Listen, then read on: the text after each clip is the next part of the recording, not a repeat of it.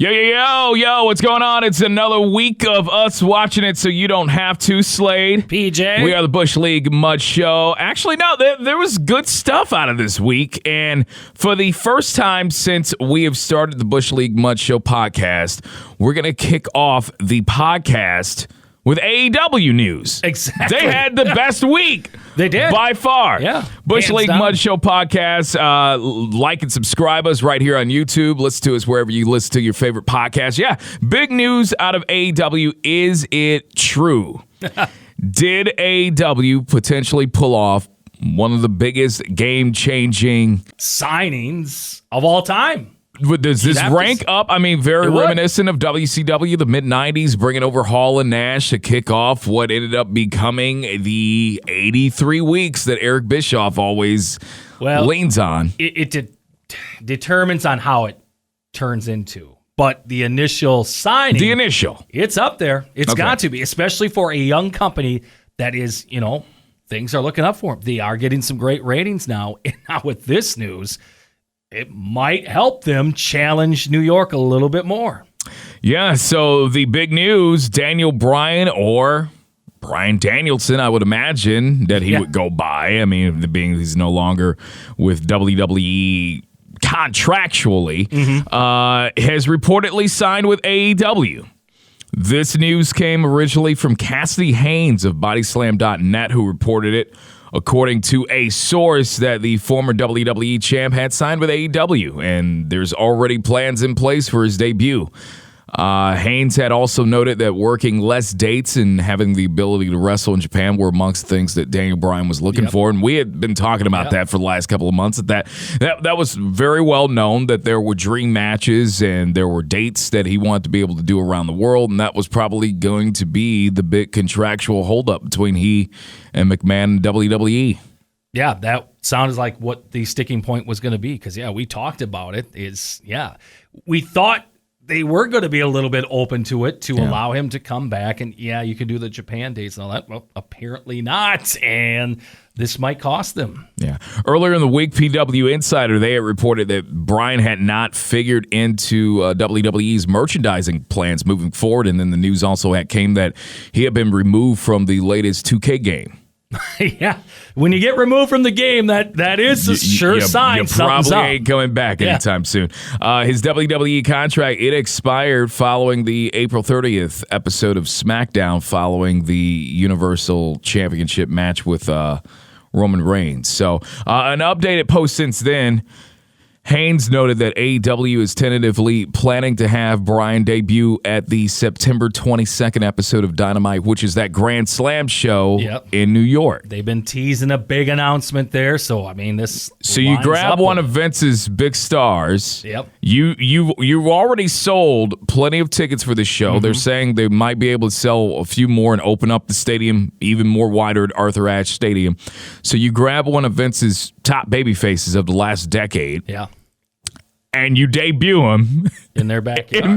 Right, yeah. It's fucking genius. It is genius. It was a good thing. And props to Tony Khan on this. And it does sound like it is a legit sign. I mean, the rumors are out there, but I know I sent you a link on this, but, Conan on his Keep It Real, he was talking about this because he was wanting to sign Daniel Bryan for a AAA event coming up. Yeah. And he shot Tony Khan an email. He's like, okay, I want a direct response because I'm thinking about him for a AAA show. And Khan just smiled and said, oh, maybe. Yeah, I mean, so it sounds like this is a done deal. Yeah, for Daniel Bryan or Bryan Danielson, fresh matchups, creative control.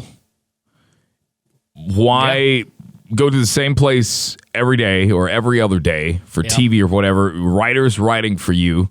You're working with people that, nothing personal, but you think you could do a lot better creatively in terms of angles and storylines and stuff like that. Yeah.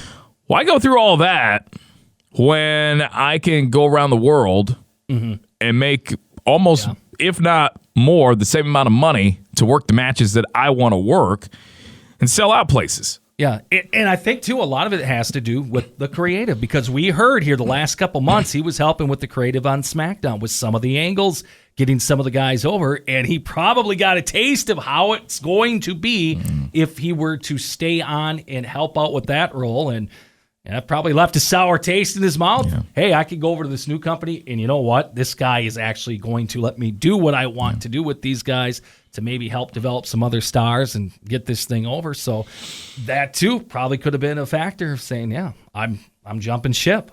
And I don't think that I don't think this decision was as easy as what some people might have thought, because his wife, Brie, still in good with the company. Yeah. They have a couple of TV shows. Yeah. Between they're not going to take Brie him out. Nikki. Not going to take the Bellas out of the Hall of Fame now, but I mean, it's his father-in-law, yes, John Laurinaitis, director of talent relations. He was the person that was supposed to be in charge of kind of keeping tabs and kind of keeping the communication lines open between Danielson and the company.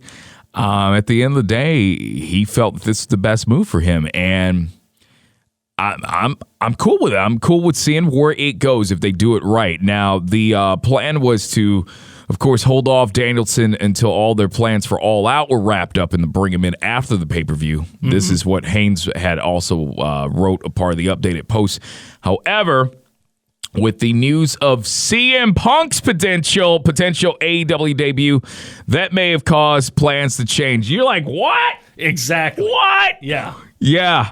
Apparently, after more than 7 years away from the business, there's reports out there saying that CM Punk could be on his way back to pro wrestling, and it won't be under Vince McMahon. No. We've always heard, too, and he said it, if I'm coming back, the story's got to be good. It's got to be good creative. And obviously, you're not getting that right now with the WWE, but the AEW creative sometimes is a little, whack, so I'm wondering what he was told they could do, I guess. Yeah. Well, I'm going to get into this, and then we can chime in on our thoughts on this. But Fightful Select, they had dropped this tidbit a little while ago.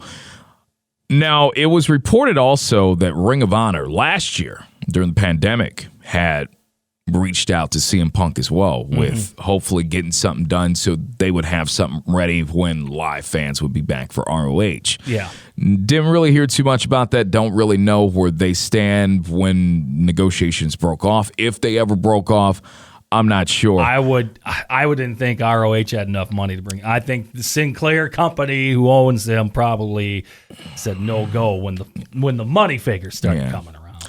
So they have not confirmed.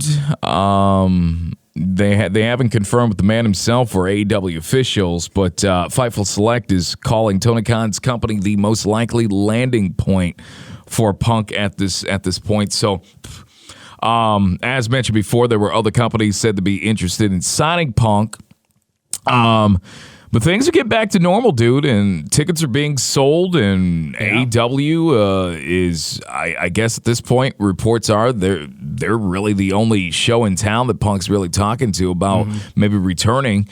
And Fightful also reports that they've been told that higher-ups in WWE definitely believe as well that Punk is for sure heading to AEW. So I would imagine there's not even at this point a chance maybe of a phone call. No. I think that's been far removed. I know there was hope when Fox hired him to be the analyst on the show, right, but that never came to fruition. And he enjoyed kind of taking apart the creative and not getting, punished for it or whatnot. Well, and also let's talk about why he took that gig. He took that gig as well. Number one, Fox, came at him and threw some money, and he could come on the air and talk pro wrestling, and there were people on that show that he already had pretty good relationships with. Yeah.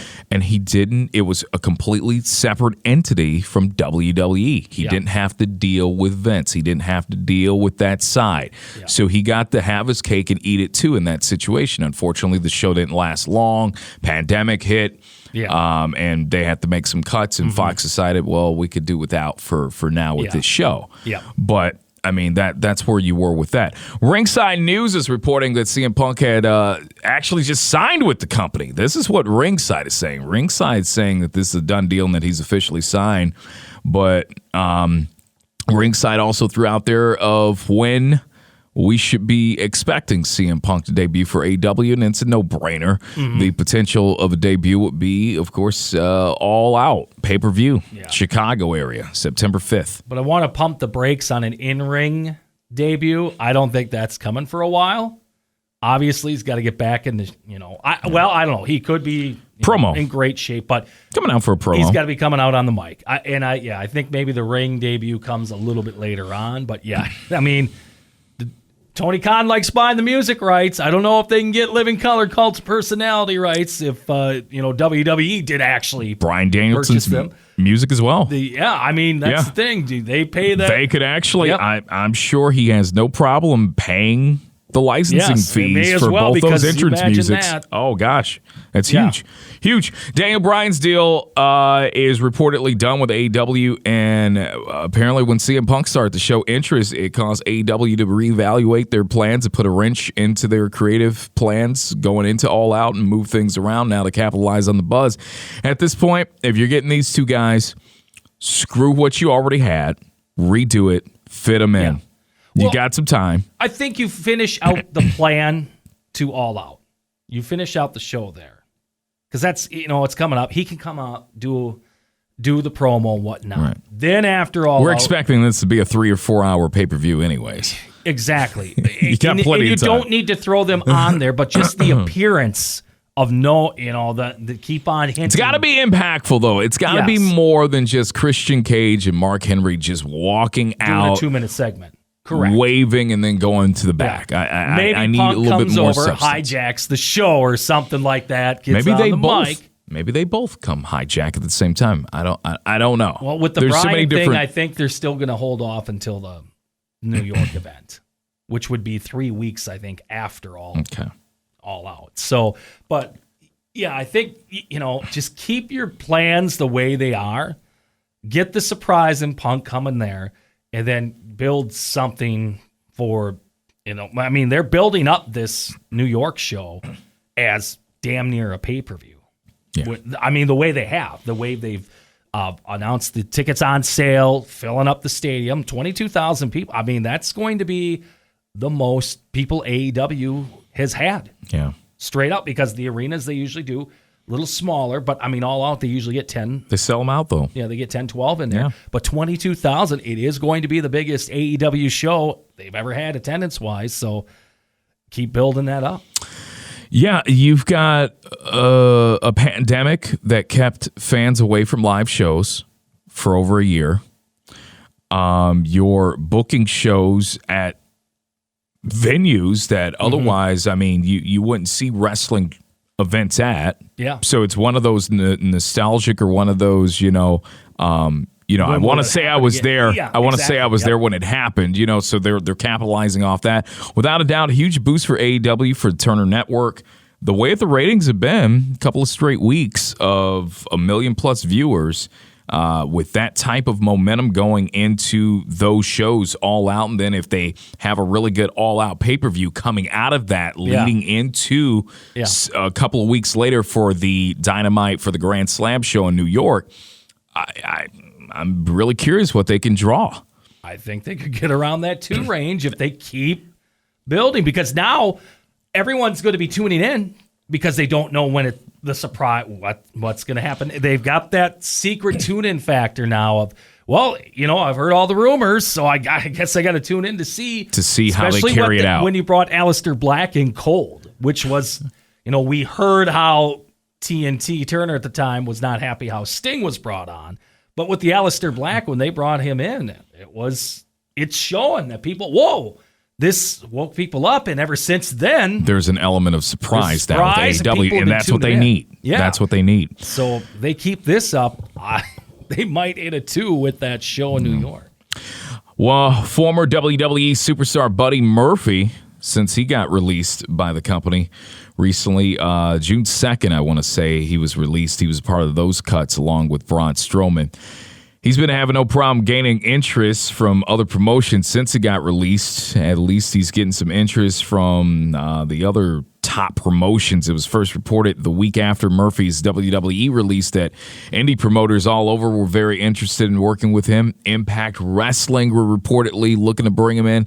And word now is via the Wrestling Observer newsletters that AEW is now showing interest in signing Buddy Murphy. So contract, he was released out of his bag June 2nd. He can become a free agent. The 90-day non-compete clause, the very earliest that will expire, that'll be August 31st. Mm-hmm. So as of right now, Murphy's first post-WWE match, that should be taking place on September 18th. It is for the Battleground Championship wrestling event in Philly, where he is scheduled to wrestle Brian Cage on from the AEW roster. So maybe they got a little in right there. Maybe Brian Cage is the head man for being the mouthpiece on the behalf of the company. Yes, and to try to lure him over, I guess, if he's interested in coming over. I mean, Buddy Murphy would be perfect for that roster. I think he is a hell of a worker. And that's exactly what AEW wants to showcase is the in-ring abilities, even though sometimes the matches go all over the place and there's no rules. But he is, when this company started, the guy you would think they would target, a guy that was fantastic in the ring. I mean, I'm still thinking of that Roman Reigns match he had a couple of years ago. That was just awesome, fantastic, and really put him on the map. And he could have more of those type of matches in AEW. And another thing that we didn't talk about going back to the Danielson and Punk situation now, Murphy, is this is the time to load up. Yeah. You've got Rampage getting ready to kick off. You got a second show. Mm-hmm. You need to find a way to make Rampage different from Dynamite. Yes. Even though we know it's AEW, even though we know it's Turner Network, even though we know, Thunder had a different feel from Nitro, the set and how it was supposed to play out. I expect Rampage to be the same. And when you're getting Bryan Danielson, you're getting CM Punk, you potentially get a Buddy Murphy, it allows you to have more flexibility, I think, with your main roster in terms of where you want to put people. Yes.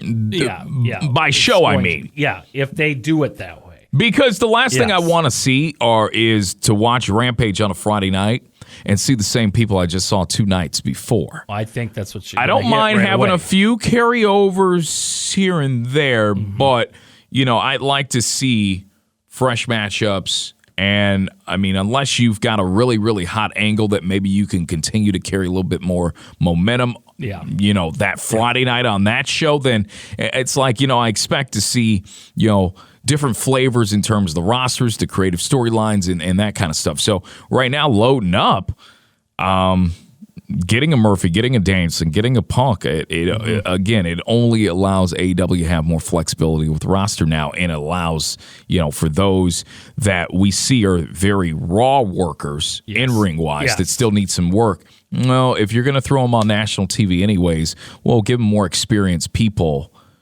between the two rosters they can work with and maybe potentially get something to sprout out of those. Or is that where we're going to see most of those inexperienced workers on the Friday night show? Because they're already going to be battling Friday night. Friday night, worst night to have a show. And you're coming on after SmackDown. Yeah. So you're coming on even later. You're coming on later, and Friday night historically is a terrible night to just be on TV because, face it, people are out doing things. It's the weekend, start of the weekend. You don't want to be sitting at home for the most part. So, I mean, they're already going to be battling that. So, if anything, maybe this is the show to try to build some more of that homegrown talent they have, get them used to a national audience, and then see, I'm sure you'll have a little crossover love with some of the main stars from Wednesday night Dynamite, get them on the Rampage, and then mix the two together eventually, or have them graduate over to here or whatnot, but build them up on Friday night. Just please don't give us an AEW draft down the road. No drafts, please. Well, this roster's getting huge. Yeah. And, you bitch about New York cutting all these guys.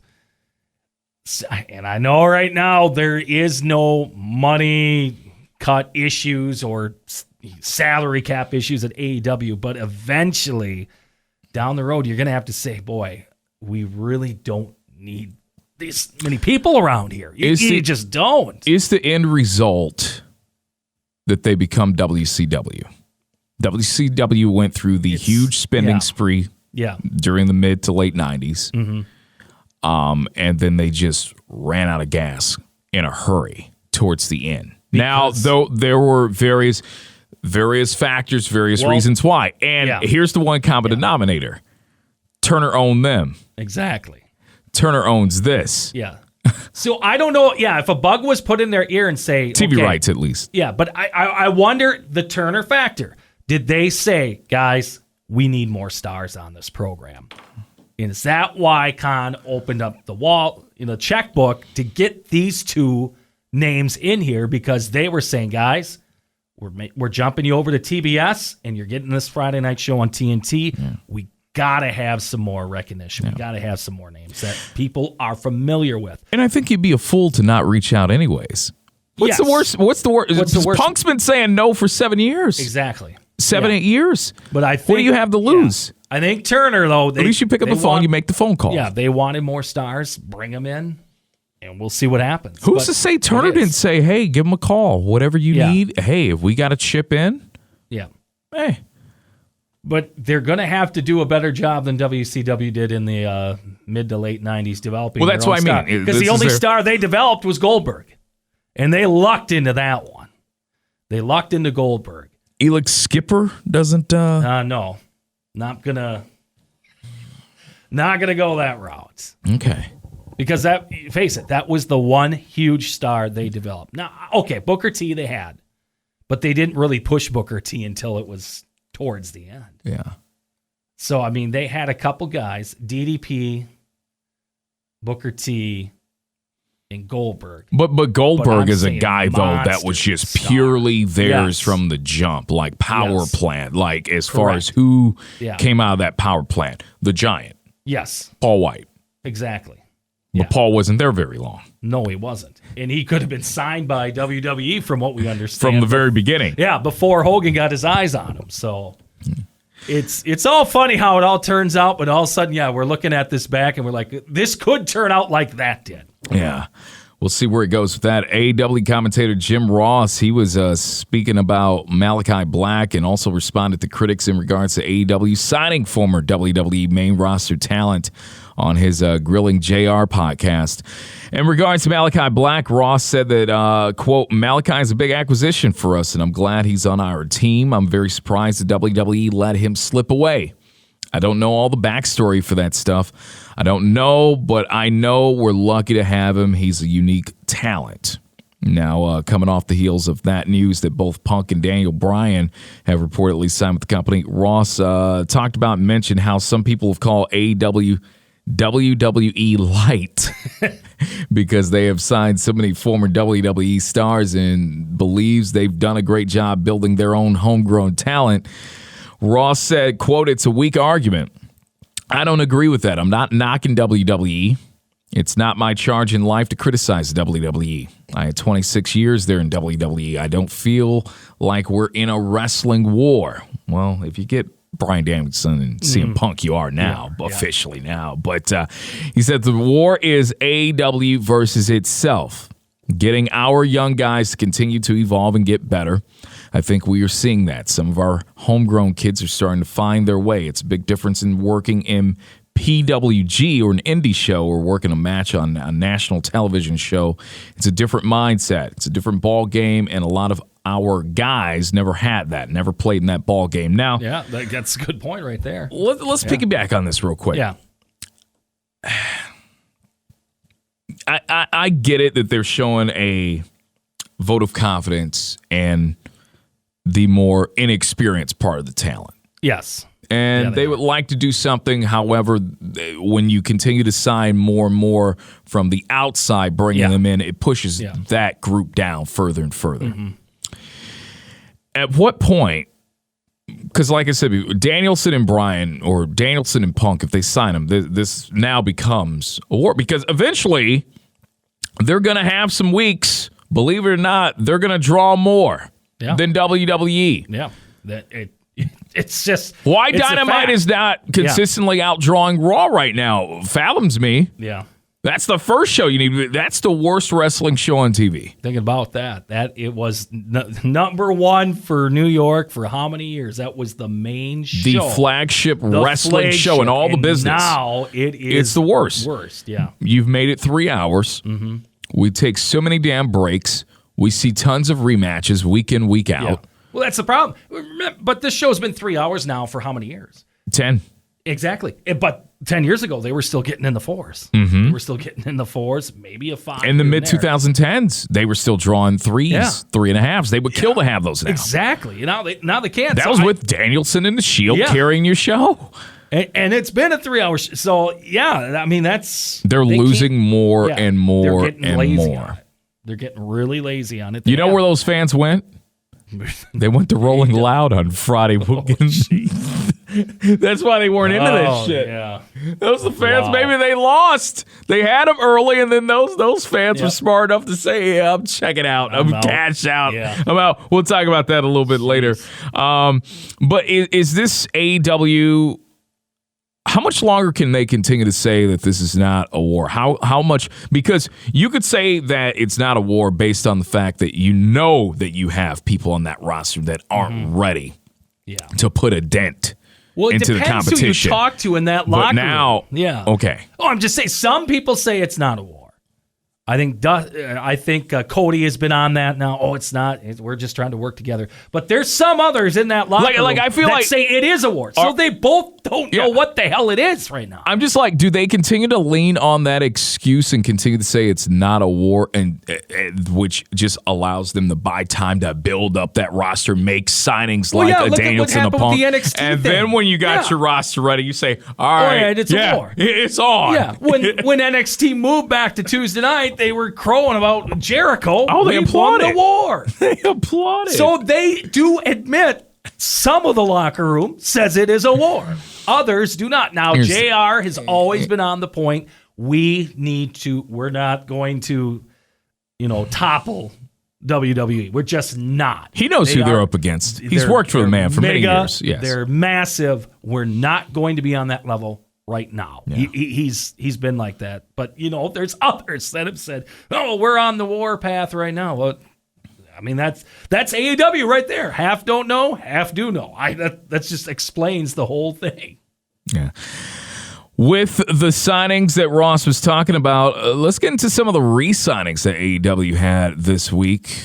Well, there was an official signing. Yeah. You wouldn't call this a re-signing, but Thunder Rosa is now officially all elite. Mm-hmm. She signed her deal. Terms of the deal were not disclosed, but they announced that they had signed her on Thursday. She had been working on a loan from NWA since last year. The NWA, her deal with them, actually, it obviously expired, and that allowed AEW to finalize one where that would bring her in, and I think that's a fantastic addition to a pretty thin women's roster right now. Yeah, she's been fantastic, and for them to make her, I guess, all elite exclusive, fantastic for them, hands down, because that women's division needs her. They need her to help train a lot of these workers that are just getting going, and just to continue to be a great name and worker to help keep it going. Because let's face it, their women's division is lacking. I know Omega said recently he's happy about it and it's looking great. Well, of course he's saying that because he's the booker of the women's division, right? Mm-hmm. So it needs some work. We've got a big star in Britt Baker. Which Thunder Rosa, that match with Thunder Rosa was what helped catapult Baker to now be, and we're Thunder Rosa. You could say now the biggest babyface in their company. Yeah. That was a quick turn. Yeah, and we talked about Thunder Rosa not getting the credit she deserved for that match, rightfully so, because we all forgot she won the match. Right. So, I mean, with her being involved with that, helping out Jade Cargill, maybe come along, another star that they have. I mean, I think this was a very crucial signing for them, or else, women's division-wise, they I don't know where they would go after that. Well, continuously getting women from Japan on lone Again, matches, they're so but that's over in our country. I mean, I don't want to be I'm American and no. but I'm just saying. No, I'm looking at it financially. You know, doesn't know. getting plane tickets to fly them over. Yeah. And to have, you know, the Japanese girls come here and work matches, and I do like, you know, what I see, and I don't mind they're bringing that bringing that flavor over, but it's not consistent. No. You know, I'm seeing women, you know, work one match, and then I may not see them for 3 or 4 weeks. Or in the case of Riho, I couldn't take it the last time I saw Riho.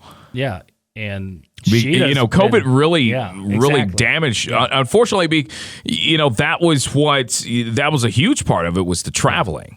And so there I don't know where she went after she lost the championship. Right, and she was booked as a strong champion. Now, don't yell at us because we're not watching Dark or Elevation. No. I mean, she might have a record of 35-0 since that loss. But Rio was made as a strong champ. She should be on your flagship show every week then. Yes. You're telling me that she's an established star. That's how you're booking her. Yeah. The pandemic, unfortunately, put a clamp on the traveling of from Japan, from England, from, you know, wherever they were getting international talent. Pac, we hadn't seen Pac for a while. So those are things that you gotta think about. Thunder Rosa, she's mobile. She can get there. She can make the shows. Yeah.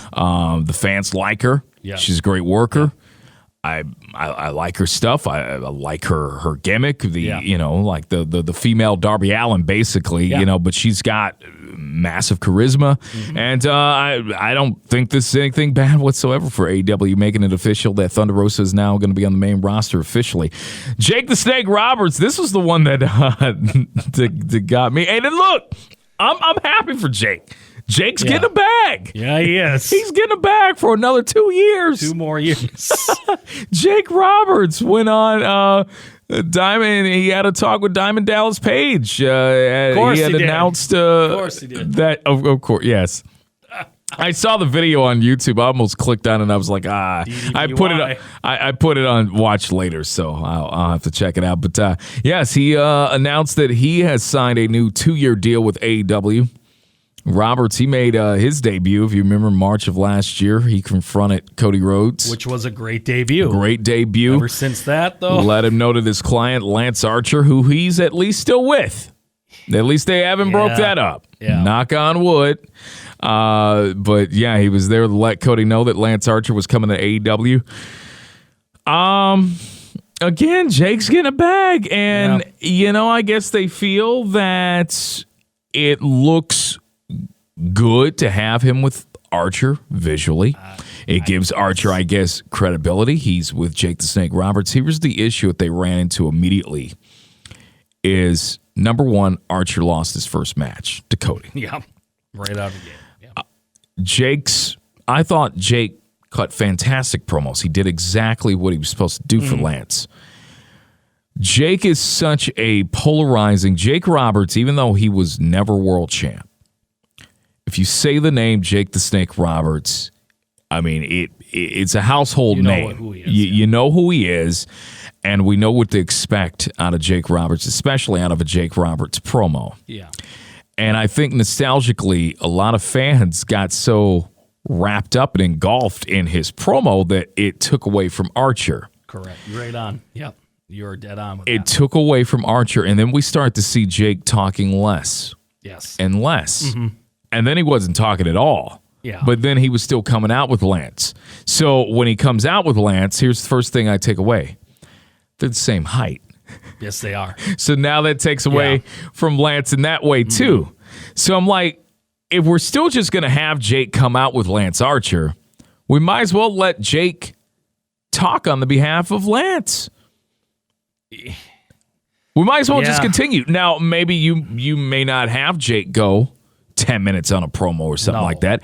No. Jake's really good at getting the point across, short and sweet. Whatever you need promo-wise, Jake can adapt, adjust, and go with it. Yeah. But, again, if you're going to have him continue to come out with Lance, and we'll see where they go with being that Lance Archer scored the victory over Moxley for the IWGP New Japan title. We'll get into that for our AEW Dynamite review. But I just Jake's like, okay, 2 years? All right. Yeah, 2 years continue to do what I'm doing. All right, that's cool. and you hit it on the head because He's not interfering really in matches. No, he's not doing that. He's not giving any DDTs on the outside. Nothing. Which I'm surprised because Jake's got a sweet gig. We've got Tully taking bumps and we got Arn taking bumps. Conan taking bumps. But Jake can't deliver a, put the finger in the air, slap on the back down to the ground. He can't deliver a DDT on the outside. Jake's got a sweet gig, man. It is. Hey, if they want to pay it, take it. I guess. I mean, the Archer package is strange, and you hit it on the head. Every time he cut a promo, I didn't think of Lance Archer. I was thinking of Jake. Like, is Jake going to come out and fuck him up? Exactly. That's what I thought. Every time Jake would cut the promo, I was thinking Jake, not Lance. And I think that's the problem you have. I think Lance now, he's a guy. Is there a breakup they tease with this 2-year run? I'm guessing that would have to be in the plans at some point, and just let Lance be out on his own.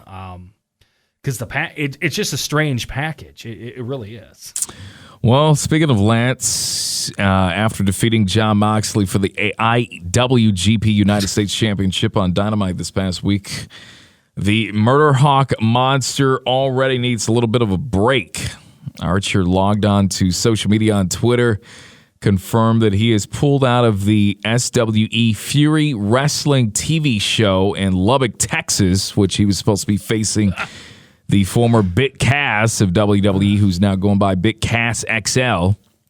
He blamed his brutal Texas death match against Moxley as why he needs to cancel the upcoming scheduled event.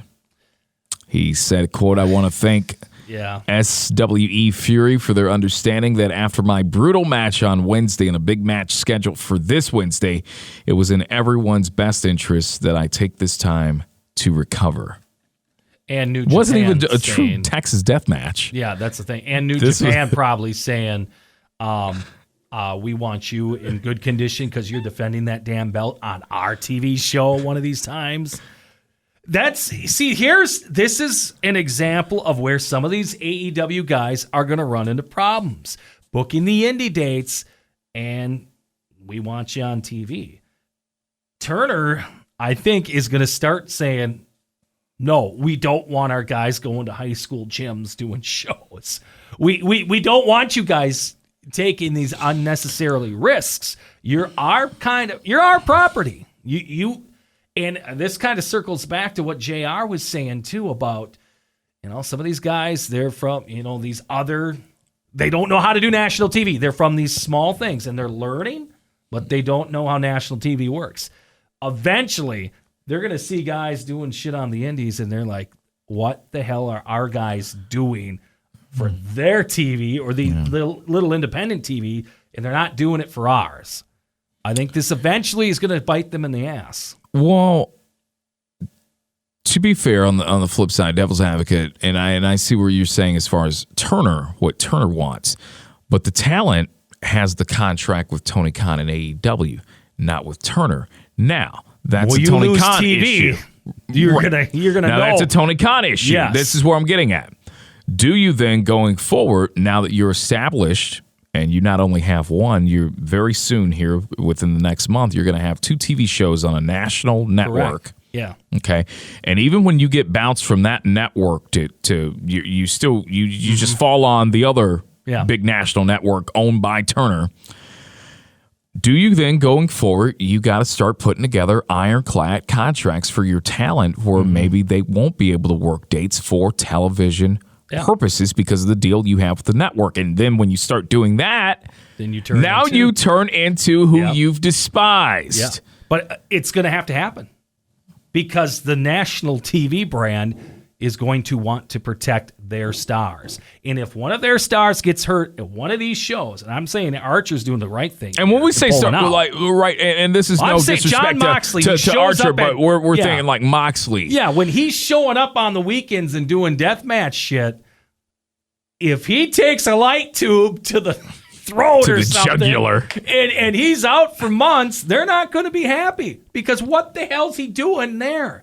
We need him for Wednesday nights. It's going to come to a head between Turner and Khan. They're going to have to figure something else, because I think down the road this is going to be an issue. But right now I could see where Khan's like, well, yeah, we'll give you those contracts and we're the other guys. We'll let you work wherever the hell. But the day is going to come where something's going to happen at one of those shows and screw them up for AEW appearances. Then I think the tune may change a little bit.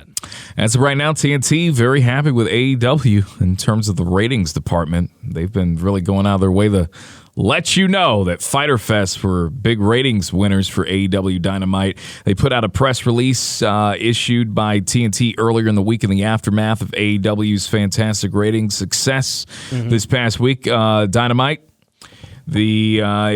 continued to dominate Wednesday's number one cable program in the 18 to 49 demo, second week in a row. Night 2 of Fyter Fest, that ended up being the strongest premiere for AEW this year in the 18 to 49. Both nights of Fyter Fest was the number one cable program of the day, and so far year to date for AEW Dynamite, though they put out this stat, and this wasn't really an eye-popping stat, but I want to talk to you about this.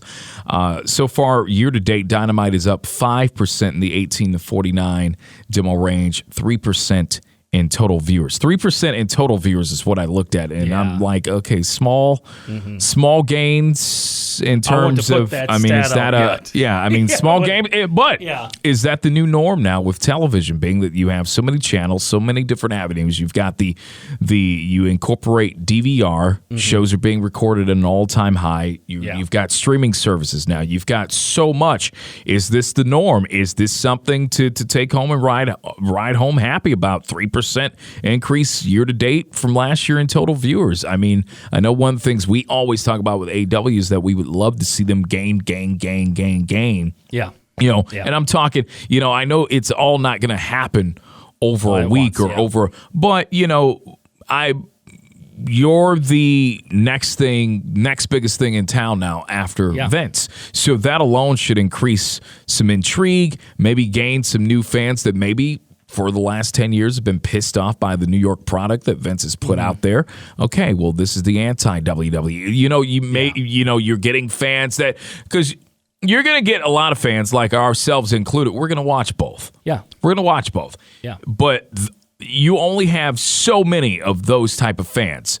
But for all the fans that you have lost, the entire professional wrestling industry over the last 10, 15, even maybe 20 years that you've lost because the numbers can continue to decline, what can you do to get those people back or get their kids interested into the product? Because that's what you need. You need their kids. Yes, you do. The ones who grew up watching the product, but then they stopped. Yeah. Okay, they got kids. How can we get their kids then to watch? Yep. Absolutely. And with how the I got kids, in. You get the parents back. Yep, that's how I got back in. My kids got into it about 8-9 years ago. I was off it for about 10 years. I basically, from 2003 to 2013, I would see little snippets here and there, or I would tune in to see what was going on at Mania, and that was it. You were not interested in SummerSlam matches of Triple H and Great Khali. No, I missed those dandies and Michaels and Hogan, but I saw it on YouTube. Great selling. But my kids hooked me back in. Dad, we were talking, we were watching Raw and all this, and say what you say about AEW, and I know sometimes we don't agree with some of the wrestling and all that stuff, and not just AEW, all of it. All of it, yeah. But we see dumb shit, we just call it out. I think, though, AEW has a better shot right now at hooking the younger fans than WWE, because they're doing the flying around shit and all that. They have the momentum right now. They have more juice and more momentum than WWE right now. And they have, I guess, more interact. My kids would love Darby Allin. Honestly, they haven't tuned in AEW yet. They're still fixed on New York, but I know they would love Darby Allin.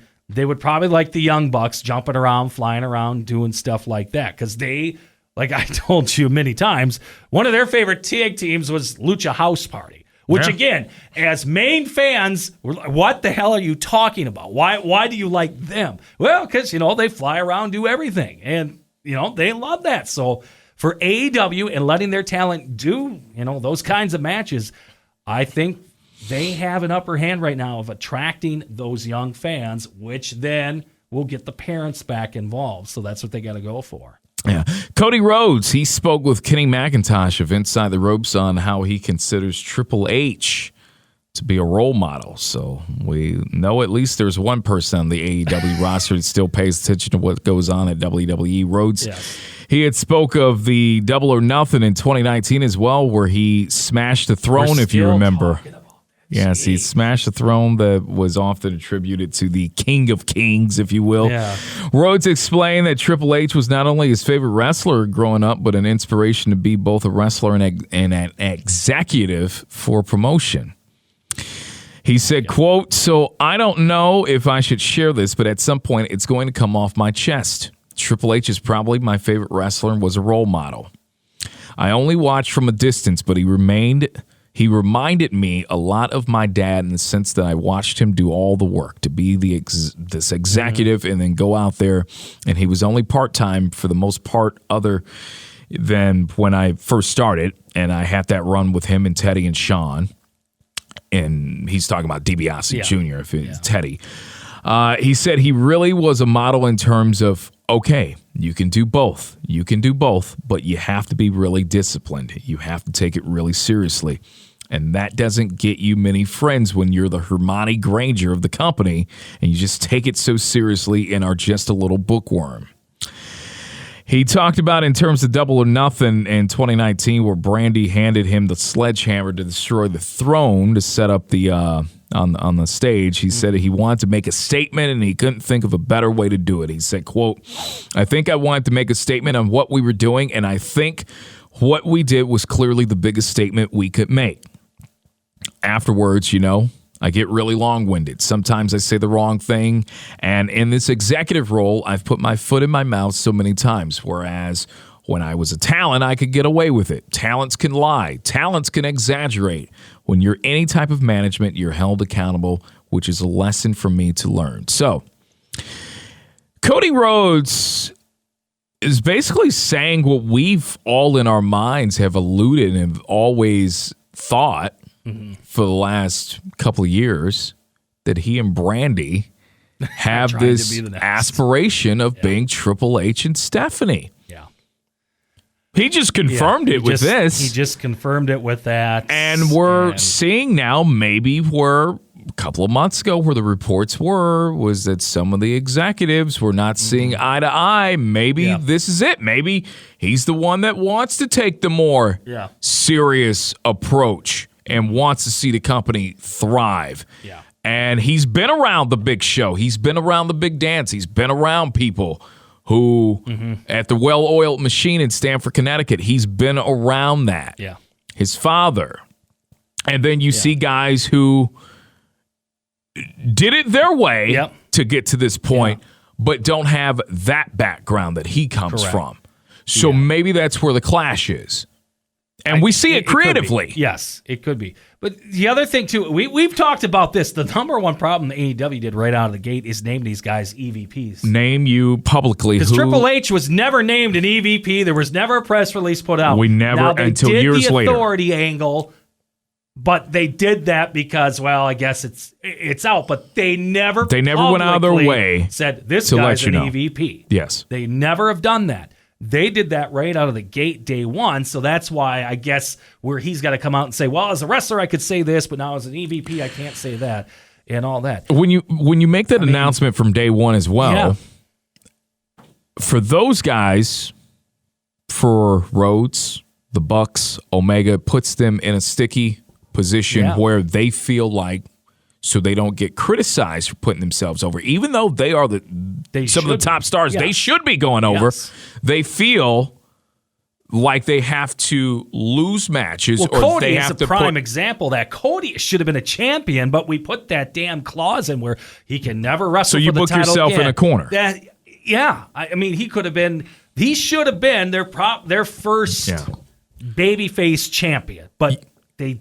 That whole EVP thing screwed that up. When you name those guys executives from the jump, it just put them in an unfortunate situation where they felt that they had to book a certain way and kind of put themselves down a little bit to elevate others. And I just feel for that first year, they should have been absolutely strong. And I guess and I would have had no problem with that. And with the Triple H Dusty thing, obviously Triple H loved Dusty.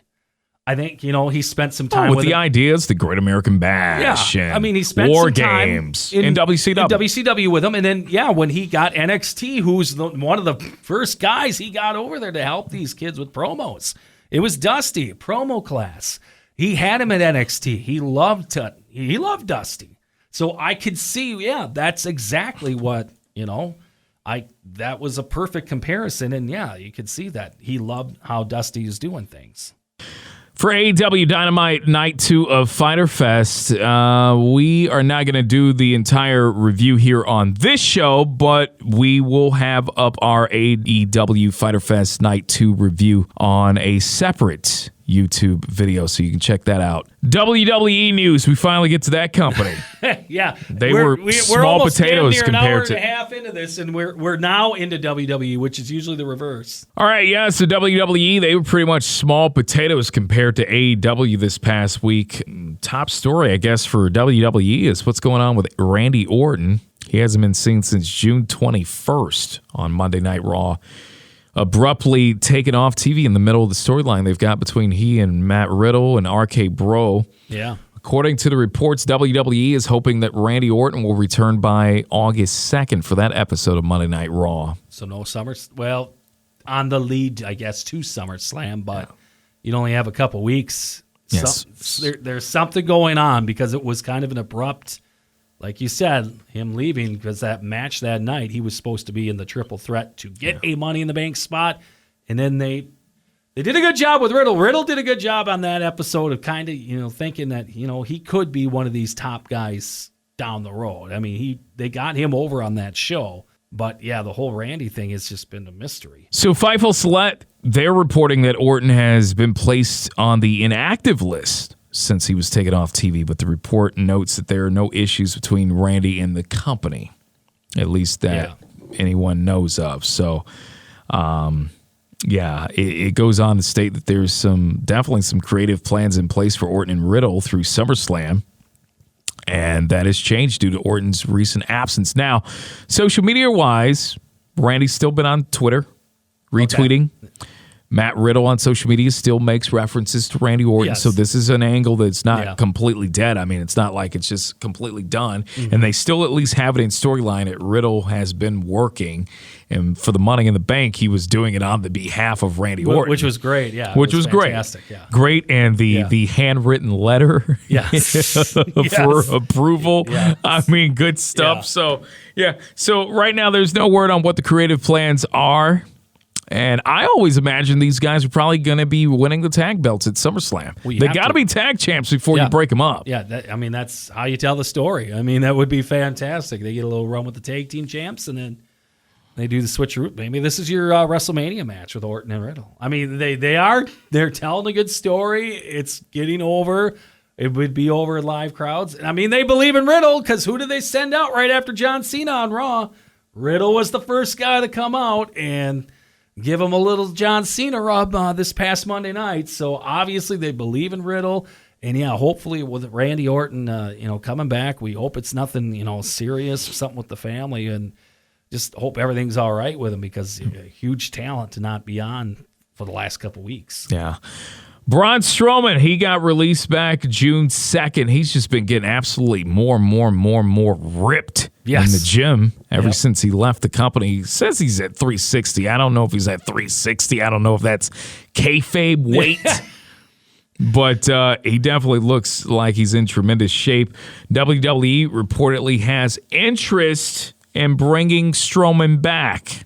Yeah, I'm sure they do, because who else? I mean, they thought they had Giants, but they haven't really been using the Giants. Yeah. It was noted in the latest edition of the Wrestling Observer newsletter that WWE is interested in bringing Strowman back to work for the company, especially with the recent potential AEW signings that are expected of CM Punk and Daniel Bryan.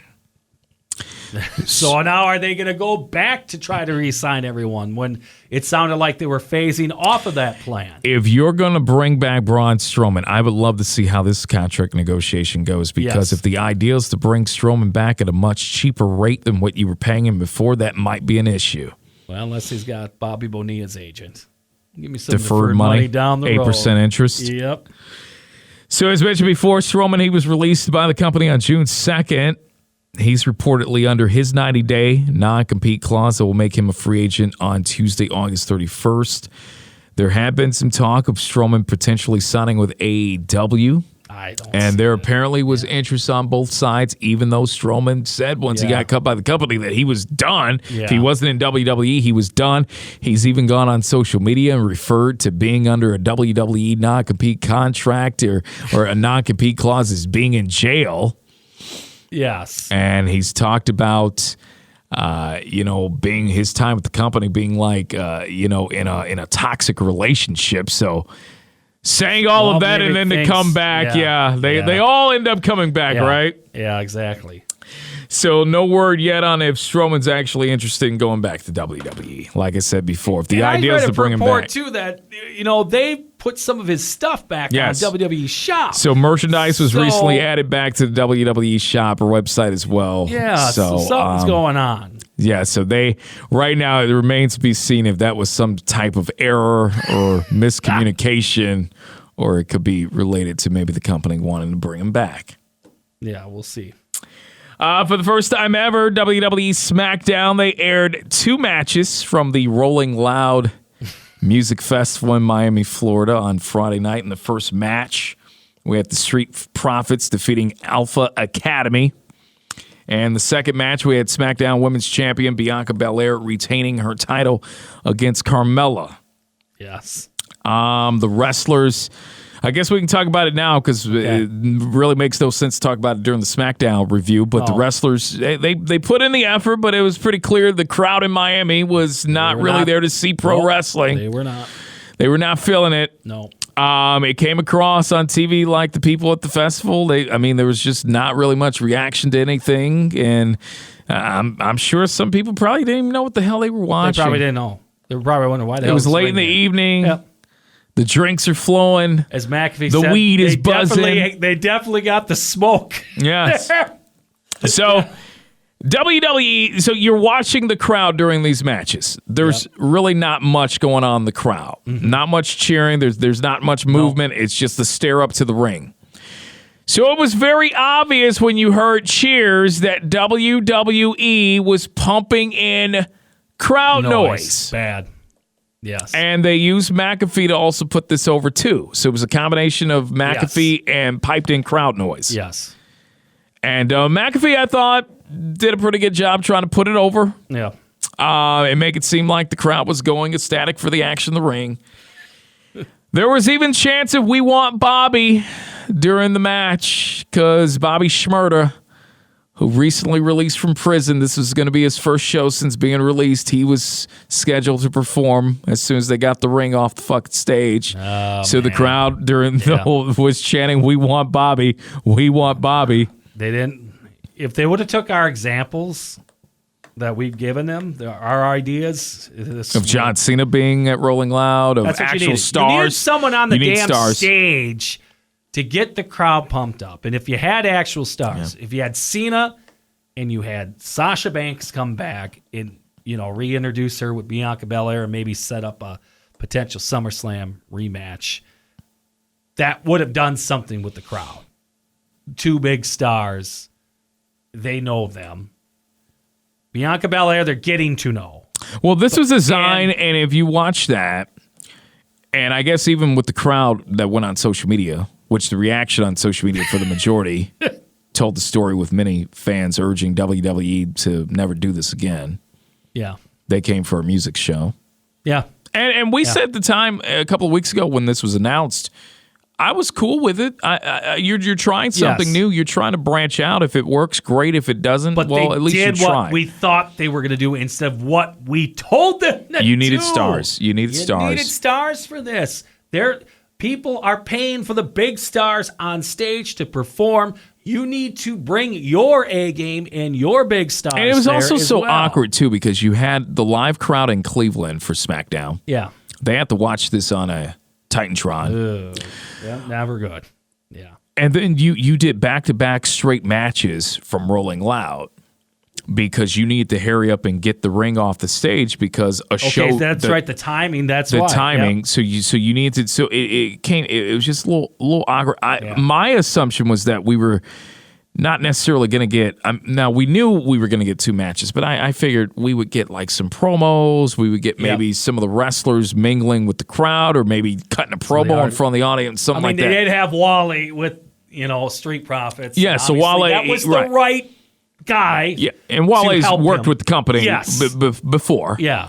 I believe he was the mediator between the rap battle of that was Wale that they had out there, right? With the Usos and the New Day with the rap battle. Yes, that was. It was. Was so. This was designed to definitely get Bianca Belair over as the main star. The crowd seemed to have been more into Bianca. Well, yeah. And they also ended up using Bianca Belair after her match against Carmella to, along with a video of Trae Young, make the announcement that WWE was going to be running a special pay-per-view event on New Year's Day to kick off 2022. That's going to be going on at the State Farm Arena in Atlanta. So that's where the Trae Young. Now, there is a September 19th SmackDown show that's supposed to be in Atlanta, but that got canceled. Yeah. That has been rescheduled for a SmackDown that's not going to be in Tennessee. So I don't know if this is to make good. There was never really a reason given of why SmackDown for Atlanta was canceled.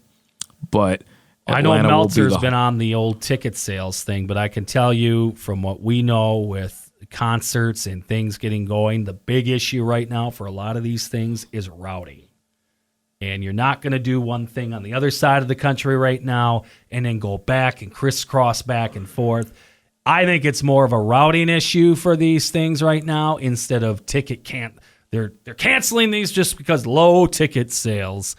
And yeah, I think there's routing issues, and where they probably looked at the map, this would make more sense in January. So for the New Year's Day event for Atlanta for WWE, the tickets are going to go on sale starting August 27th at 10 a.m.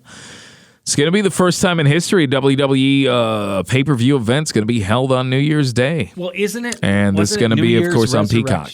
Didn't they have like New Year's Resurrection or something like that? I don't believe that was actually on the day. It was like a couple days before, like the weekend leading up to it. I thought. Okay, see, when they brought that up, I'm like, didn't you guys have one a while ago that was near that day? But I guess since it's actually on the day, good for them. They're going to be fighting college football, but yeah, good luck with that. Good luck. Kane Ceman reportedly let go by the company. That name may sound very familiar to volleyball. Well, people who are into volleyball. He's a very well-known men's volleyball player, but recently he had been working with the company. He had been working as WWE's Senior Vice President of Talent Development.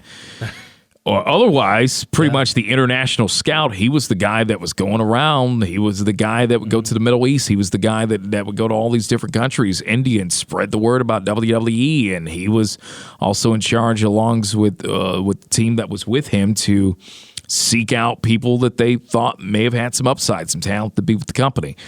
Well, PW Insider's reporting that he was let go last week. It was rumored back in late June that Ceman had been released then, but those reports turned out to be incorrect, but PW Insider is now confirming that he was actually let go.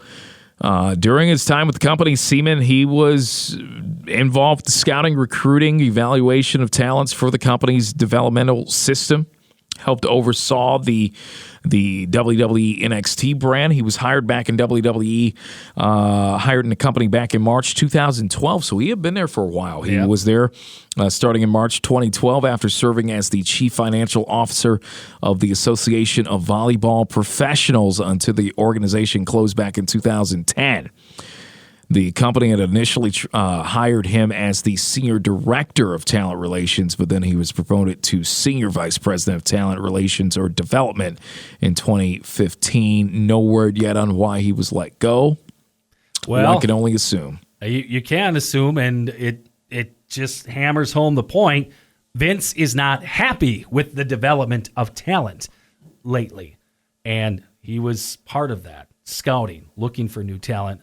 Obviously, a couple weeks back, we heard Vince, we need new stars. We don't have those new stars. The main guy who has creative control. Yes, but he's pointing His the shit finger ain't to this working, guy. but he's pointing the finger at others. Yes, already. So, yeah, unfortunately for him, he took the fall. But obviously the main guy at top finally realizing after all this time, we don't have new stars. Or he thinks that's the problem. The problem we all know is the creative is just the absolute shit right now. Maybe he's not looking hard enough. Maybe he's not looking on TikTok. Yeah. Apparently, that's where future WWE ring announcers are living right now. WWE, they have said to have partnered with TikTok to launch a search for 2 new SummerSlam ring announcers. Should we apply? Do we have to do a dance or some shit like that, or what? Users of the social networking services, the service can vie for a spot at WWE SummerSlam event starting actually last week. You could start by uploading your most entertaining videos using the hashtag WWE Announcer Contest. Winners of the contest is going to be announced on the WWE official TikTok channel Monday, August 16th. All video submissions will be reviewed in the weeks leading up to SummerSlam, which is going to be, of course, at Allegiant Stadium in Vegas on Saturday, August 21st. The announcement from the WWE that came on the heels of another TikTok revelation that they put out there.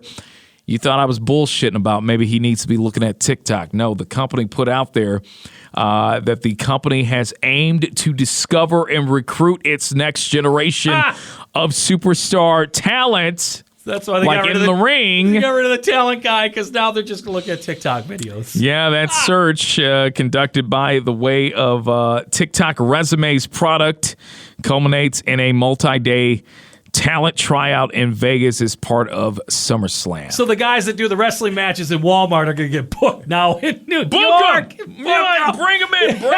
I'm surprised AEW hasn't brought these dudes Those in. guys are now going to get work. You get paid by the big man. Oh, man, yeah. So if you're doing outlaw shows in a fucking Walmart, you're good now. Well, Velveteen Dream might be doing some shows there soon, the way his career is looking. Former WWE NXT star Velveteen Dream's planned return to the squared circle on the Indy circuit. That was a short one. Promotion announced his return and then canceled it the same day, 2 hours later on Wednesday night. This is Joey Ryan-esque from a couple months back. Probably even quicker. I know. That's what it was New like. Jersey-based SWF initially announced that Dream, a.k.a. Patrick Clark, he was going to be on their September 11th Home Sweet Home event in Toms River, New Jersey. It was set to be his first appearance since being released back in May and his first match since December 2020. Within 2 hours, the Indy Group's owner tweeted the following, quote, "Tonight we announced Velveteen Dream would be appearing at our Home Sweet Home event." Can they use the Velveteen Dream name? I don't know, but I was just thinking of the date, September 11th in New Jersey. Yeah. We're going to be the 20th year of that. And this idiot's running a show on that. Yep. Okay, and then he's got Dream coming. Yeah. He says, quote, "Tonight we announced Velveteen Dream would be appearing at our Home Sweet Home event. I believe any man can be slandered and have been through other situations in my life, unrelated but untrue. After careful consideration, Dream has been removed." So there you go, just like that. Booked and not booked. He's going to have to he's just going to have to go away. He's going to have to wait for this to clear or found innocent or whatever. He's got to do that process before start booking shows right now. Work overseas, I don't know, but right now it ain't going to happen here. Monday Night Raw. This event, this kicked off some pyro, your typical pyro type stuff. First live Raw. I mean, that's the thing, first too. live Raw, Yeah. and of course it opened the way it should open when you announce that John Cena is coming back and he pops up at Money in the Bank. He better be the first damn thing popping along with the pyro coming out to start the show. He opens the show, in-ring promo, crowd was into it. Mm-hmm. Well, it's one of the how can I miss you if you won't go away? Yep. He's a star. He's established. Yep. People know who he is. He's a household name at this point. Mm-hmm. And since he's been gone, people realize, I guess, how much they miss him. Yep, with the other shit that no they've Cena been given. sucks that's for sure. So he comes back. The fans are into it. Says he's back to become the Universal Champion. The shut up Roman Reigns even called him an asshole on the air. We had that one blanked out, but we got another a-hole later on in the show through. Yes, Reigns Cena called Reigns an asshole who was overhyped and overexposed. Which that part of the promo, I will say this. I couldn't get into because Roman Reigns has improved even more since Reigns and Cena had their match a couple of years ago. Yeah. There was the back and forth promo on Raw, and Reigns was struggling, and Cena said, if you're going to be the top guy, you're going to have to, it's a promo, you're going to have to learn how to cut one, where Reigns has been money since. Yes. He's gotten better. And people... No more suffering sucker tans. None of that. Yeah. You know, and Reigns already beat Cena. But this means a lot more. Cena is going after another championship reign, and it's at SummerSlam. And they're desperate for a star that can believably beat Reigns. And he did mention that in the promo. He's like, why did I come back? Is this for number 17? Is this to break the record? Is this, you know, he did bring up the things that we are talking about. Why would he come back for? Other highlights of this Raw. The other reported legend that was going to be coming back, well, he did come back. Bobby Lashley ended up defeating Keith Lee. That is not the legend that I'm talking about. Yes, we did get a Keith Lee sighting.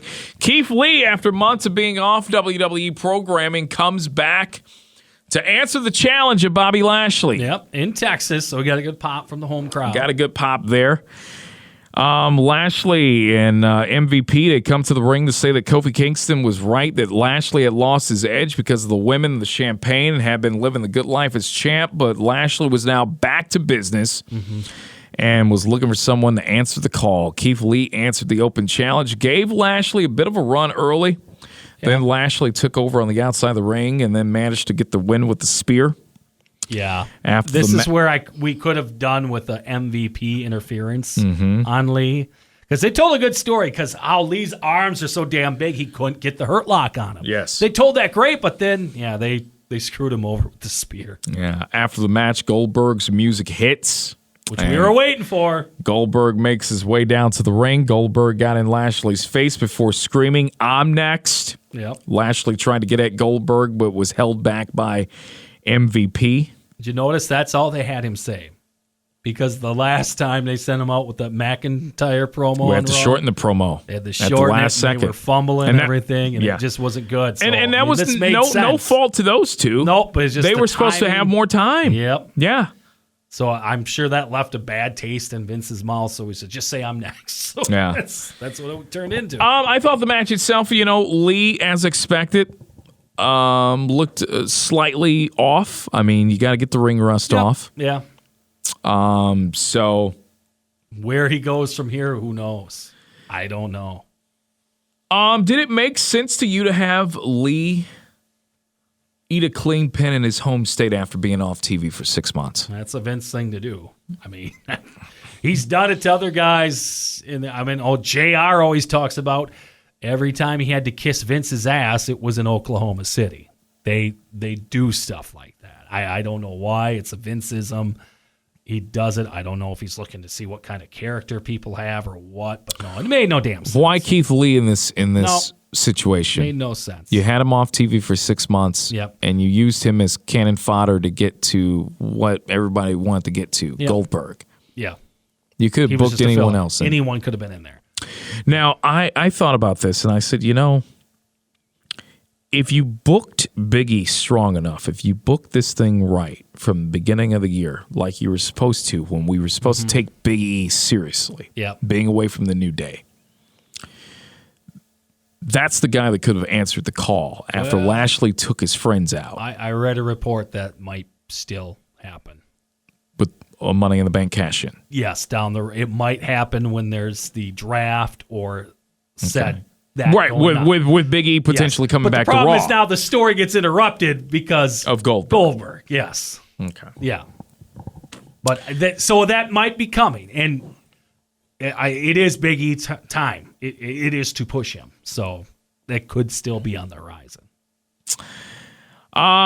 We get Charlotte Flair. She comes out for an in-ring promo to celebrate her Raw Women's title win over Rhea Ripley at Money in the Bank. Ripley then comes out to the ring after Flair said she could beat her any night of the week. Ripley then challenged Flair to prove it and face her in a championship rematch because it's Monday Night Raw. And the fans did not want this. Didn't give a shit. They didn't come for rematches. Someone else to be there. So you get some Becky chants, and Flair decides she did a great job with this. She did, yes. She said that Becky was at home breastfeeding. And Becky did a good job on Twitter. Yes, saying breastfeeding and still the most over woman in the company. Yes. So that was good. This eventually brought out Adam Pearce and Sonya Deville, who, as a duo, they make the match official for their main event, at which point Flair kicked Ripley in the same knee that she had injured the previous night. We get into the match. Midway through the match between Flair and Ripley, Flair took Ripley out to the outside, hit some chop blocks to, again, impact Ripley's knee. Ripley managed to fight back before locking in a figure four to nearly score a submission before Flair was able to reverse the hold. Ripley hit the riptide, but Flair managed to get her foot on the bottom rope to break the pin. Flair then rolls out of the ring, grabs her belt, tried to walk to the back. Ripley then gives chase. Flair hit her with the title belt to force the disqualification, which retained her title in the process. And then as Ripley and Flair, they continue the brawl to the outside of the ring. Ripley hit the riptide, and Nikki A.S.H's music hit for a Money in the Bank cash-in attempt. Awkwardly hit. It was a little early. Yeah. Little early when that music hit. It was kind of strange. Watching that back, I'm like, they were trying to rush it because they knew they were running out of time again. Yeah, Nikki goes to the top rope, hits the crossbody that scored a pinfall, won the championship, celebrating with the fans as the show went off the air. So I will say this. Not a bad Raw. No. Compared to what we've seen in recent past. It was definitely a shocking end. I don't think fans figured that we were going to get a cash-in that soon. Yeah. Especially after blowing off Charlotte and Ripley. Mm-hmm. At least we thought was going to be a blow off for the title at Money in the Bank. But it you get a rubber match. Yeah. It's a 1-1 now. Yep. I don't need to see a triple. Or are we counting the WrestleMania from the year before? See, that's I don't know. We're supposed to forget that again? I guess. Because then Charlotte would be Well, yeah, 2-1. That's 2-1. Yeah. But we forgot about it. So shocking end to end the night on Raw. And to Nikki A.S.H., she's more over than I thought. I mean, I know the crowd loves the Money in the Bank cash-in, but... Because it's silly. It's goofy. It's silly, goofy, but I guess this character is a little bit more over than I thought it would be in front of a live crowd. They ate it up. They liked it. Well, people like Nikki Cross. Yes. She's likable. Yes. She's cute. She's quirky. Yeah. In the positive vibe. And she fits that perfectly. Yes. She is continuing where Bayley left off as far as the super cheesy, over-the-top baby face. Yep. And, I mean, it's Mighty Molly all over again. Yeah, it is. I mean, it is a ripoff of that. Shane Helms is helping with the character, obviously, backstage, so that makes sense. But I thought for sure when this gimmick debuted, what the hell are they? I think we both are like, what the hell is this? This is not going to go in. It was a feel-good moment in the show. And I don't know if you ever looked at this, but the pattern when it comes to the women's Money in the Bank, outside of Carmella, the first women's Money in the Bank holder, no other winner has hit the 48-hour mark before cashing in. I've never thought about Remember the Asuka? That was the next night on Raw. She gets the title. Becky announces that she's pregnant. Well, that's right, because they did the taping at Money in the Bank, and then they showed that, or that's right, they did that at Raw. Because the whole thing is, no, the belt's actually in here. Here you go, I'm a mom. That was now bringing that back. That was an absolute shock to us because it was real life was going on there. But you're right now, that one. Carmella, it took a couple months because they waited the night after Mania where the Iconics jump Charlotte and Carmella cashes in that night. So Money in the Bank, I want to say, had been in, was that in March or was it in February of that year? I can't remember exactly. Yeah, it was earlier. Well, because was that the one they redid the match because she had Ellsworth climb up the ladder and get it, and then all of a sudden they said, no, he can't get it down. So then they did the match 2 weeks later, and then she won again with Ellsworth's help, but she was the one who actually got it off the thing this time. So I think that was part of that deal. I mean, the women's Money in the Bank, it's been around, 5 years now? 3 or 4 years? I mean, it's been relatively new compared to the men's bank, but to know that factoid now that it's cashed in within 48 hours, I know there's betting on wrestling. I guess I'll be taking that. You'll be taking the under on that.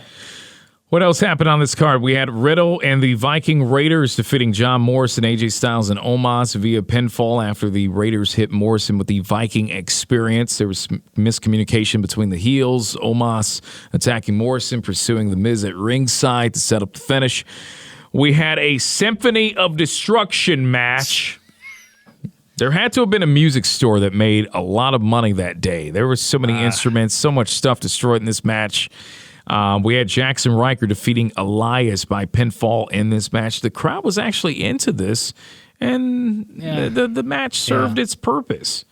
But we didn't get the big cello hit like we did with Braun Strowman in the same type of match a couple years ago, which made it huge. I mean, that's why they had that match with Elias a couple years ago when he had that cello shot and he just nailed him with it. One hit took it. This time it took like 2 or 3 from Riker on Elias. We had Natalya and Tamina defeating Shayna Baszler and Nia Jax, who made a return on Raw. Tamina hit Baszler with a super kick after Reginald accidentally caused a distraction after the match. Baszler began yelling at Jax that they were unstoppable before she brought Reginald into the mix. Back to this She wanted Jax to get rid of Reginald, and Jax hugged Reginald and then delivered a headbutt and left him in the ring, in which he barely sold. Yeah. They walk off, and all of a sudden, Tozawa gets into the ring. He has a face-off, a stare-down with Reginald, and then just like that, within a matter of 5 minutes, Reginald gets thrown out of the faction with Baszler and Jax. He gets head-butted by the gal he's got the crush on. Mm-hmm. He barely sells that, but then he defeats Tozawa to win the 24/7 championship. On another roll-up. The most dangerous move in 2021 wrestling. Yes. We also got a match of Sheamus and Humberto Carrillo. I'm so done with this. I just...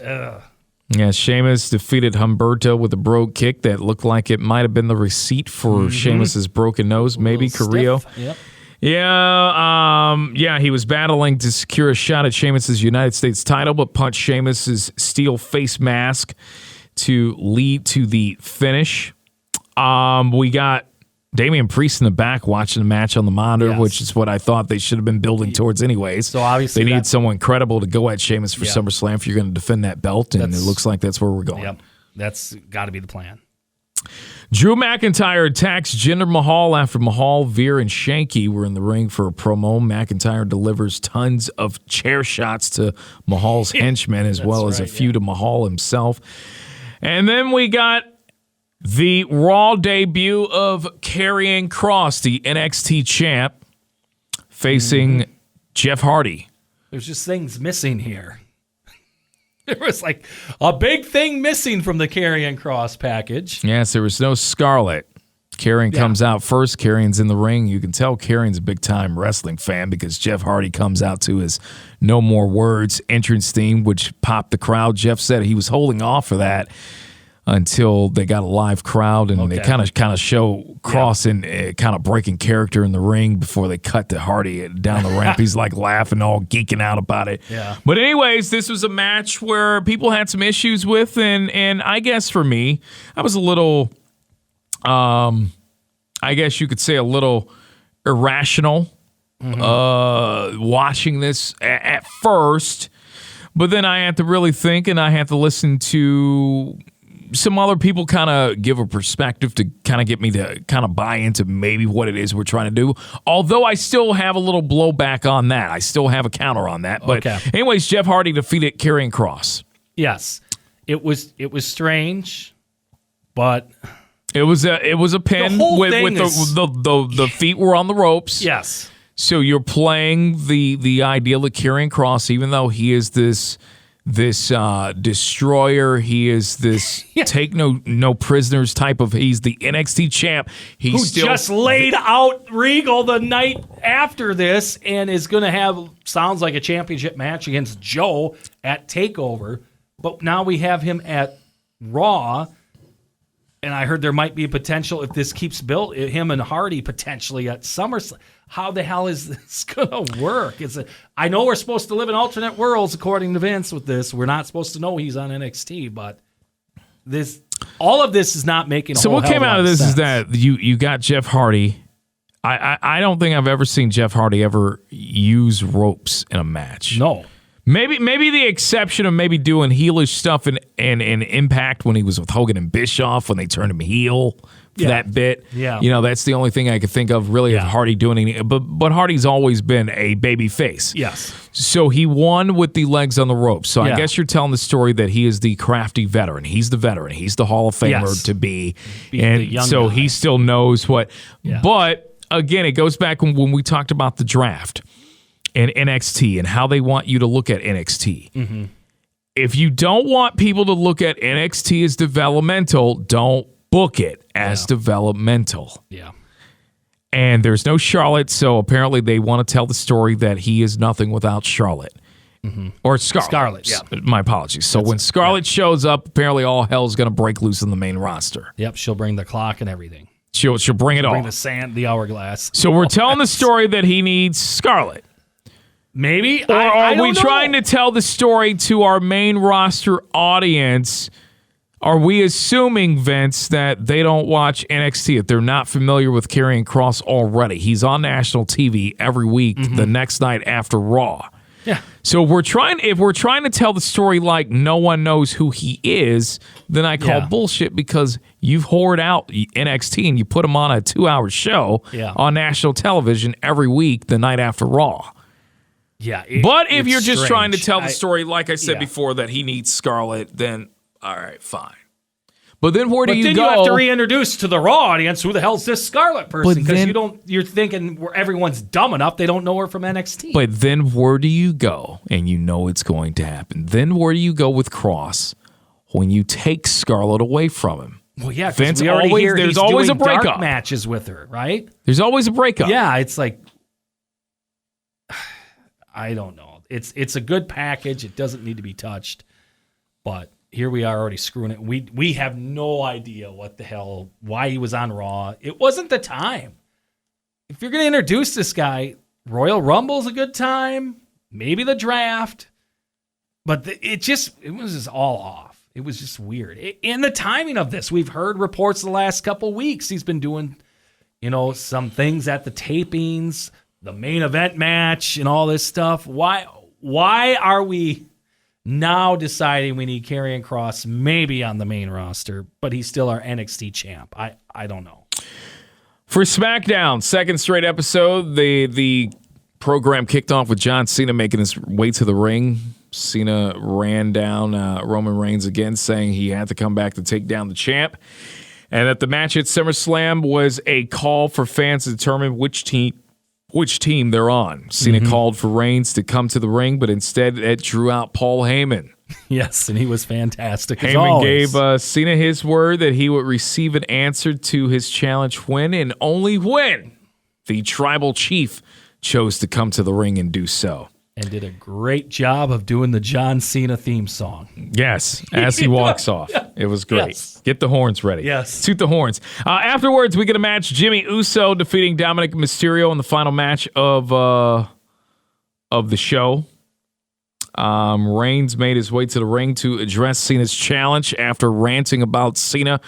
Reigns denied the offer to the match, saying, "We won't see you in the SummerSlam main event." Yes. And this brought out Finn Balor to the ring, with Balor saying that if Reigns isn't interested in Cena's challenge, maybe Reigns would be interested in his. Reigns in the show, he looked at Heyman, looked back at Finn Balor and said, challenge accepted. And so now we've got a title match for the Universal title next week on SmackDown. So that was the confusing part to me, because I'm like, okay, you're not doing his SummerSlam challenge, so now Balor comes out, and I thought that was the SummerSlam challenge. I mean, everyone, I think, was confused. It's like, okay, well, maybe Cena's not working the SummerSlam match, or doing a three-way maybe, or what the hell are we doing here? And that was very confusing how they went off the air with that, because all of a sudden you're like, oh, so Finn Balor and Reigns at SummerSlam? I'm like, I guess.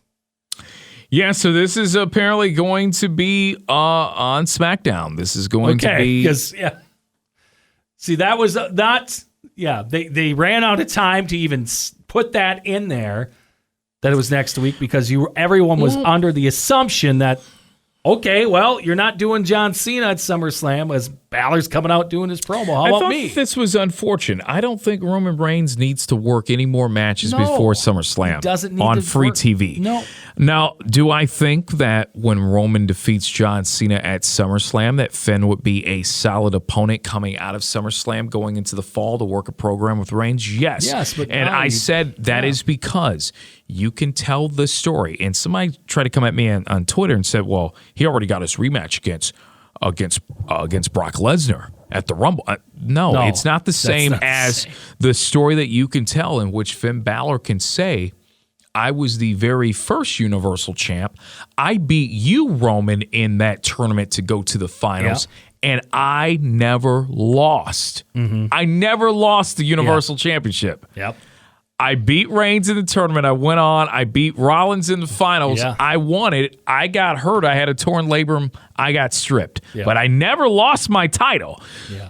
The match that he had against Brock, that's not the same as thing. Like he never lost the Universal title. So you can tell that story. Yeah. And you could maybe get one or two or a rubber match out of because you don't want to throw too many people at Roman. No. You don't want a new flavor of the month, literally every single month. Well, they did the Cesaro thing, and all of a sudden now that's been dropped. It was enough to buy time to get you through the year with Roman as champ. Yes. To get you to this point where he's facing Cena at SummerSlam. Yeah. So I think right idea, Roman's Balor. I'm for it. I'm with it. Too early. I don't think you need Reigns at all working any kind of matches going into SummerSlam. No, I'm just curious why they thought they had to have this to hype it more. You already had Cena. You already had Reigns. Just those two going back and forth in promos. And look, Cena doesn't have to be at the building all the time. If he can't make it, obviously with the schedule, do the pre-tape, do whatever, show him on the monitor. Crowd's still going to erupt for him. Yeah. It's just now throwing Balor in here, I don't get it. It like you said, makes no sense. Thinking that Balor and Sammy was going to be a SummerSlam match, but that's not going to be the case. Yeah, we got that on SmackDown last week. Balor defeated Sami Zayn by pinfall after hitting the coup de grace. The match was Balor's first match back on the main roster since he had left to go back to NXT.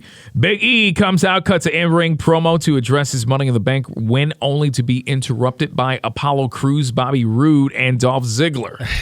Yeah. This brought out Rick Boogs, Shinsuke Nakamura, and Cesaro for a brawl that ended with Cesaro giving a swing to Apollo. Angelo Dawkins in a match against Chad Gable. They actually had Angelo defeat Gable clean here in this match after pop-up spine buster.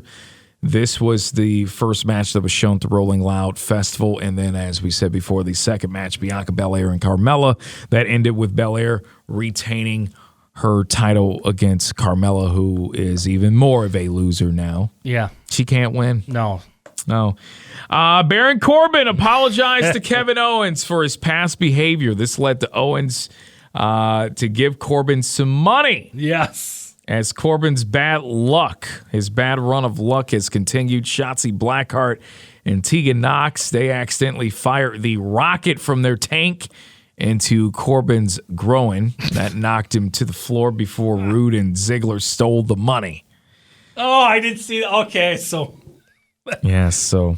The Corbin thing it's getting over with me. It really is. I'm wondering where they're going to go with it, but it is kind of funny. It's entertaining, at least. Edge came out to address Seth Rollins' interference in the Universal title match at Money in the Bank. This ended with Edge and Rollins brawling in the ring, and this was Edge getting the upper hand, and he was about to give Rollins the spear before Rollins rolled out of the ring. So that's fine. Yeah. We got the debut of Toni Storm on SmackDown. Yeah. The opponent was a bit of a surprise to us. Yeah. Toni Storm, she comes down to the ring, and boom, we see who her opponent's going to be, and it is Zelina Vega. Storm wins. So there you go. So of all the people that, they could have had lose Toni Storm, they said, well, hey, Zelina, how about this? I know Zelina can work, and I don't know what the contract is of bringing her back, but we want her as a manager. We want her as an advisor. We want her on the mic. I don't know if now they're just going to put her out there to get beat every week or what the hell's going on with, Vince now with her husband on the competition. We know it's well documented that he does punish talent that are related to each other that are on the other show. So I just give us what we want. I mean, that's why we're going to the other thing, because you're not giving us what we want. That's the problem. So to go into next week's SmackDown, you can be assured that we're going to get the Reigns Balor match for the Universal title. We're going to get a continuation of Edge and Seth Rollins as we continue to build them into SummerSlam. Probably more tag team stuff between the Usos and Mysterios. And maybe we can get an inkling as to who's going to challenge Bianca Belair for SummerSlam for the title. Sasha. We shall see. I mean, that's why I'm kind of perplexed they didn't bring her out this week if they bring her out this coming week. Well, there you go. That's us for the week, Slade. PJ. We are the Bush League Mutt Show. Like and subscribe and listen to us wherever you listen to your favorite podcast. That is it for us. We're out of here. We'll talk to you next week. Out of here. We'll talk to you next week. Out of here. We'll talk to you next week. Out of here. We'll talk to you next week. Out of here. We'll